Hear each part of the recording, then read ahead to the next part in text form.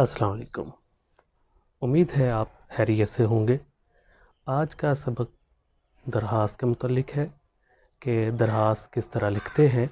हमें रोज़ाना ज़िंदगी में अपने मुख्तलिफ़ अमूर के लिए दरख़्वास्त की ज़रूरत पड़ती है और आम तौर पर दरख़्वास्त का तरीक़ाकार जो राइज है वो गलत है। और अगर किसी ने कोई बीमारी की दरख़्वास्त लिखी है तो उसी तरीक़ाकार को लेकर वो सारी जो है तमाम दरख़्वास्तों में वही तरीका लागू कर दिया जाता है, तो ये गलत होता है। आम तौर पर हम सीखेंगे एक तो इम्तिहानी नुक्ता नज़र से दरख़्वास्त को किस तरह लिखना है, और दूसरा जो आम हम अपनी मामूल की ज़िंदगी में जहाँ भी हम दरख़्वास्तबाज़ी करते हैं वहाँ हमें ज़रूरत पड़ती है। मसलन आप अगर किसी इदारे में पढ़ रहे हैं तो छुट्टी के लिए आप दरख़्वास्त लिखते हैं प्रिंसिपल साहब के नाम। अगर आप मसलन फ़ीस माफ़ी के लिए आपको दरख़्वास्त की ज़रूरत पड़ती है, आप मसलन किसी के ख़िलाफ़ दरख़्वास्त देना चाहते हैं किसी महकमे में, तो वहाँ भी आपको ज़रूरत पड़ेगी। आप किसी से इजाज़त लेनी है, आपने कोई फ़ंक्शन करवाना है तो डिप्टी कमिश्नर के नाम लिखेंगे तो ज़रूरत पड़ेगी। अगर आपने किसी एजुकेशन हत्ता कि जितने भी आपके डिपार्टमेंट जहाँ भी आपको को काम है तो आपको दरख़्वास्त की ज़रूरत पड़ेगी। इसलिए दरख़्वास्त बहुत अहम है और आम हमारी रोज़ाना की ज़िंदगी में ये इस्तेमाल होने वाली चीज़ है।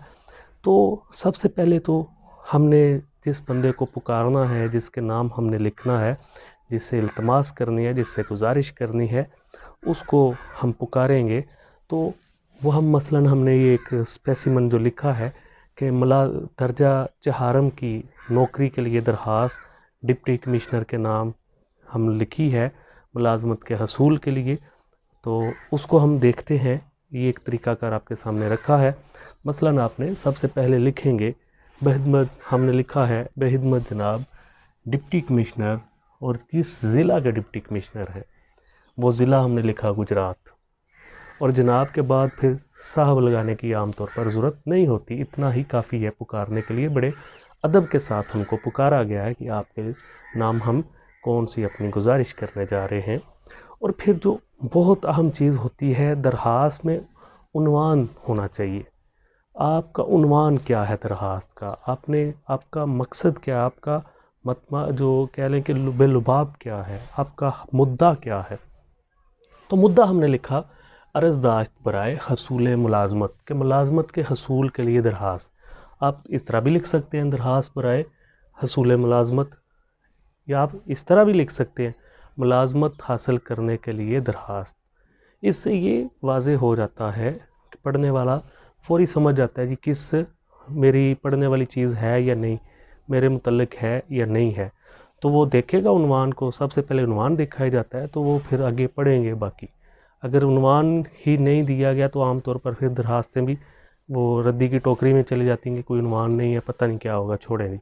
इतना टाइम भी आम तौर पर लोगों के पास नहीं होता, इसलिए उन्वान बहुत अहम है। फिर आपने बड़े अदब के साथ जनाब आली उनसे गुजारिश कर रहे हैं उन्वान देने के बाद, ये तो किसके नाम लिखी है, फिर आपने उनको पुकारना है जनाब आली, गुजारिश है कि ये सारा फिर आपका मतन आएगा इसमें कि मैंने जो है दर्जा चहारम की कुछ वैकेंसियाँ आई हैं, सीटें अनाउंस हुई हैं, तो वो आपके दायरा इख्तियार में है।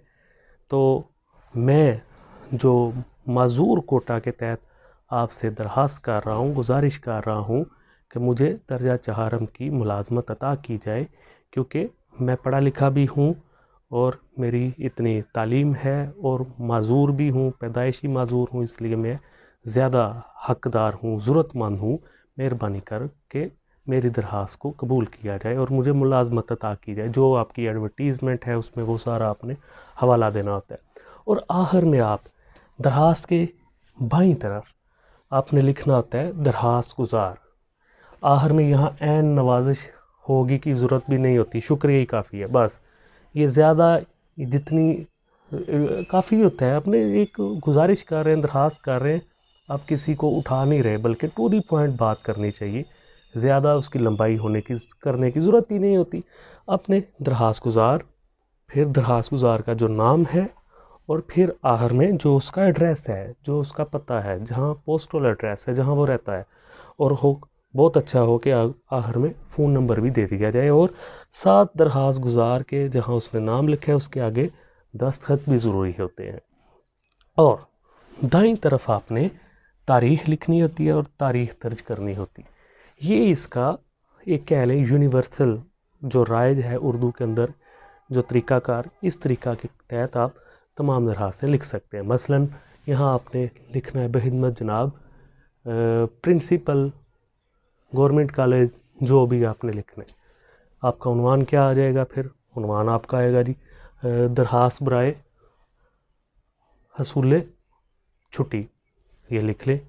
अगर आपने लिखना है कि फ़ीस माफ़ी के लिए दरखास्त, आप वो भी लिख सकते हैं। इसी तरह जनाबे अली आएगा, फिर जो आपका मतन है कि आप क्यों फ़ीस माफ़ी करवाना चाहते हैं, आप क्यों छुट्टी लेना चाहते हैं, वो सारा लिख के फिर आप आखिर में अपना लिखेंगे दरखास्त गुजार कौन है, उसका नाम क्या है और किस क्लास का है, ये जो भी तरीका। और इसी तरह दाईं तरफ आपने तारीख़ दर्ज करना होती है। अब ये इसकी खूबसूरती को बनाने के लिए हम देखेंगे, मसलन हमने जहाँ लिखा बेहिदमत और उसी लाइन में आगे उसी उन्वान आया, और उसी देखें आप दो लाइनें एक तरफ अपने जहन में बना लें, एक लाइन ये और एक लाइन ये हमने बना ली। अब इन दोनों लाइनों के दरमियान ही लिखना चाहिए, इसलिए कि खूबसूरत नज़र आएगा, वो मुतासर कुन होगा। जितनी सफाई होगी, जितनी खूबसूरती होगी, उतनी मुतासर कुन दरखास्त होगी और वो ज़्यादा काबिल कबूल होगी कि पढ़ने वाले को सबसे पहले पढ़ने वाला उसके ऊपर तासर आपके लिखने का जाता है, आपकी प्रेजेंटेशन का जाता है, आपका पेश करने का अंदाज़ सबसे पहले देखा जाता है। तो ये तरीक़ाकार हमने ओवरऑल आपको बताया। अब हम आते हैं कुछ इम्तिहानी नुक्ता नज़र से। तो इम्तिहानी नुक्ता नज़र में इस चीज़ का 10 नंबर की दरखास्त होती है। इम्तिहानी नुक्ता नज़र में साल अव्वल में 1 नंबर होता है पुकार, इस तरह किसके नाम आप लिख रहे हैं। 1 नंबर आपका होता है उन्वान का, और फिर आपको पुकारने का जो तरीक़ाकार है उसका भी 1 नंबर हुआ। इस मतन के फिर 5 नंबर होते हैं, और 1 नंबर आपका ये इख्तिताम का कि आपने एंड कैसे किए, और 1 नंबर आपका तारीख़ का होता है। तो ये कुल नंबर बनते हैं 10, यानी कि 10 नंबरों की ये दरखास्त, इसका ये तरीक़ाकार है। और इसीलिए आपके कोर्स के अंदर ये तरीक़ाकार रखा गया ताकि आप अमली ज़िंदगी में बेहतर अंदाज में परफॉर्म कर सकें, अच्छे तरीके से लिख सकें। और किसी को भी खानदा इसीलिए उसी को कहते हैं जो लिखना पढ़ना जानता है। तो आपको ये रिहर्सल करवाई जाती है कि अमली ज़िंदगी में बेहतर अंदाज में आप दरखास्त भी लिख सकें, आप किसी को ख़त लिख सकें, आप कोई रुदाद लिख सकें। आपको हम सारी चीज़ें आहिस्ता आहिस्ता बताएंगे, और ये तरीका आपने हमेशा फ़ॉलो करना है। और ये बिल्कुल मुस्तनद तरीन है इम्तिहानी नुक्ता नज़र से भी, और अमली ज़िंदगी में भी। किसी भी शुबा है ज़िंदगी में दरखास्तबाजी करने के लिए सबसे बेहतरीन तरीका ये है। उम्मीद है आपको इसकी समझ आई होगी, और मुख्तसरन अंदाज में हमने समझाने की कोशिश की। इंशाल्लाह हम अगले लेक्चर में फिर मिलेंगे। वस्सलाम।